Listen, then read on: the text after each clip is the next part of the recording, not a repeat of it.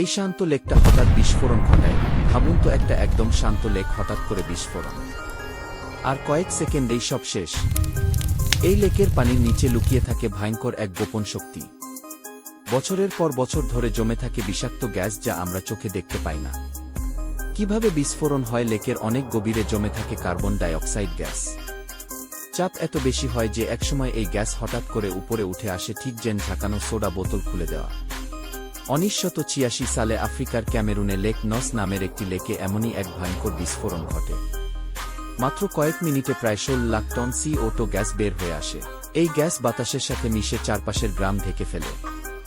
ফলে অক্সিজেনের অভাবে এক রাতে মারা যায় 1700 থেকে বেশি মানুষ আর হাজার হাজার পশু।